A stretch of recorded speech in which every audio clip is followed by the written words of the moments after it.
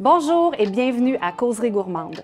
Ici Julie Roberge. Je suis présentement au restaurant Le Nomi situé au cœur du centre-ville de Montréal. Je m'en vais rejoindre le talentueux chef Rémi Lemieux.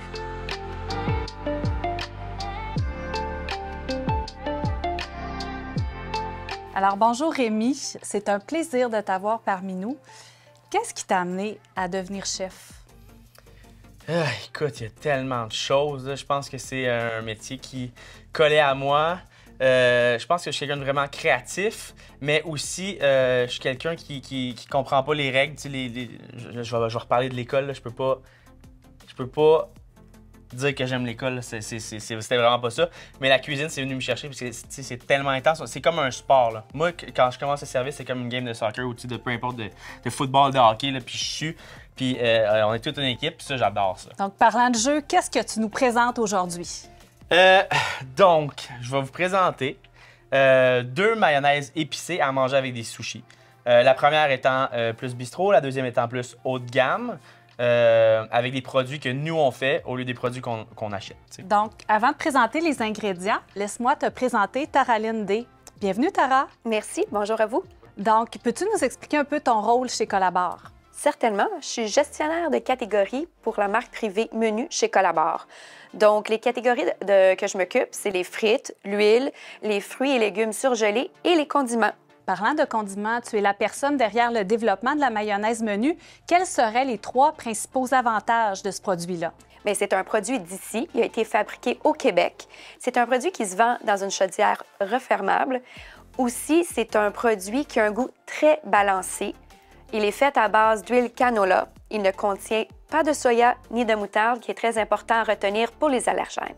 Très intéressant. Donc, nous allons commencer. Rémi, parle-nous des ingrédients pour les recettes. Oui, absolument. Donc, celle-ci, je crois que c'est 100% la recette que j'ai le plus vue dans ma vie, de mayonnaise épicée. Qui commence... Mais je suis juste comme curieux de la goûter avec votre mayo, là. Donc, ça commence avec la mayo. Ensuite de ça, je vais mettre ça ici qui est la sriracha. Très épicé, quand même. Mais on dirait que j'écoute les mots. Tu sais, mayonnaise épicée, il faut qu'il y ait les 2 vedettes. Donc, si c'est épicé, on y va.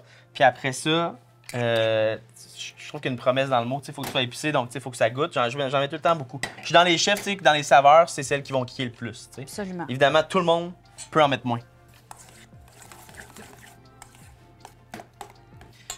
Et donc, on avait l'espèce de pâte de piment, puis l'autre, c'est des morceaux. Donc, c'est le sambal olek, qui est un produit normalement indonésien. Moi, quand je suis en Indonésie, en fait, sambal, il y en a de plusieurs. Il y en a plusieurs. Le sambal mata, qui est comme la même version avec des crus. Donc, échalote crue, piment cru, celui-là est comme compoté. Tout le monde le connaît, je pense. Je vais mettre un petit peu de sel. Et dans celui-là, je vais mettre une pointe de sauce soya. Et une pointe de jus de yuzu, remplaçable par n'importe quel jus d'agrumes. Ça donne le côté acidulé un petit peu à la sauce. Là, on va y goûter.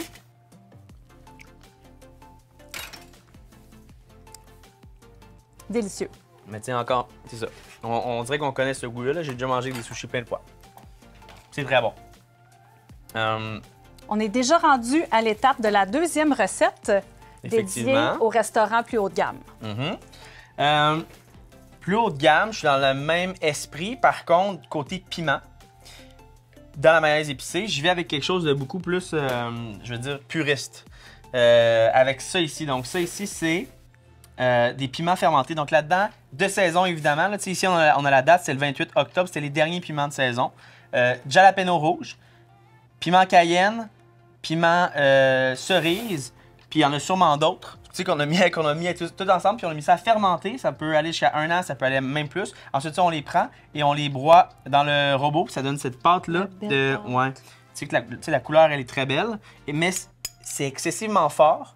Par contre, c'est beaucoup moins fort que si j'avais mangé les piments crus. Donc, je vais me permettre, je vais en mettre. Comme je disais tantôt, j'aime ça quand ça. La belle couleur. Ouais. Wow. C'est ça. La même mayonnaise. Comme ceci. Prochain ingrédient, parce que celui-ci, parce que cette mayo-là, cette pâte de piment-là est moins épaisse. Et aussi, si on dit plus haut de gamme, j'aime aussi qu'on ait recherché des textures un peu plus. L'autre, j'ai mis mes ingrédients, puis je les laissais un peu aller, puis c'est très liquide. Moi, pour aller rechercher le côté mayo, je vais mettre ça ici, qui est à utiliser avec parcimonie. C'est la gomme de xanthan. Donc vraiment, c'est un épaississant, mais c'est un épaississant de malade. Il ne faut pas trop en mettre. Comme ça. Je vais mettre ça ici, c'est du MSG, qui a une mauvaise réputation, mais moi j'adore ça. Moi, c'est le contraire. Là. Je trouve que ça rehausse. Ça a ses moments, puis ça, c'est le moment que tu dois utiliser du MSG et tu as le droit d'adorer ça. Si tu peux en manger, parce qu'il y en a qui ne peuvent pas manger. Du sel.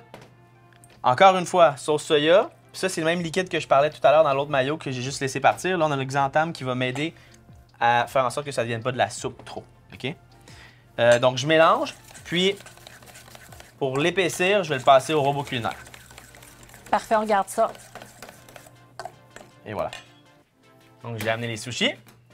7 recettes de mayo épicé et je l'ai passé au robot. Donc, tu peux voir vraiment la texture si on compare avec l'autre. Celle-ci, tu sais, où c'est vraiment liquide. Celle-là, elle est vraiment plus onctueuse, c'est ça, plus onctueuse. Donc, plus haut de gamme peut-être, on pourrait dire. Je vais commencer par la bistrot, qui, encore une fois, sauver du temps, de l'argent. Elle est présentée très simplement, comme ça,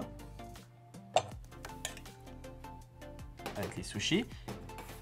La haute gamme, celle-ci, va être aussi simple, mais un peu moins. Donc, comme ça. Ça.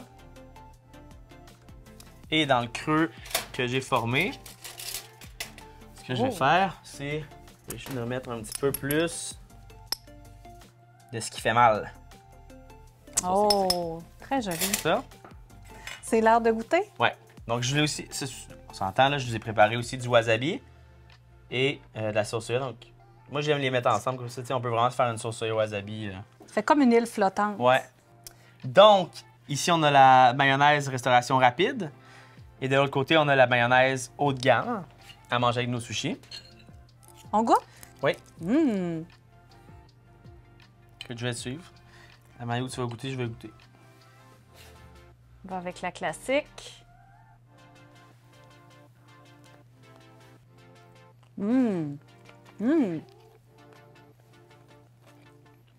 Excellent. Perfection, un bon goût, classique, très équilibré. Exact. Puis, tu sais, j'en ai mis beaucoup, mais je pense que c'est pas trop épicé là, une fois que tu manges le sushi en tant que tel. Puis là, je pense que je vais en profiter pour, puisque là, on va manger l'autre gamme, pour vraiment faire celui-là de la bonne façon, c'est-à-dire prendre un petit peu de sauce soya, le wasabi, puis le mélanger avec mon gingembre. Puis j'utilise mon gingembre pour venir tapoter ton morceau de sushi. OK. Puis je vais faire la même chose avec le mien. Oups. On y va. Et voilà.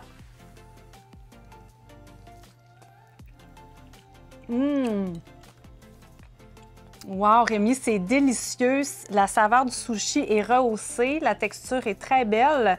C'est savoureux, épicé à souhait. Merci.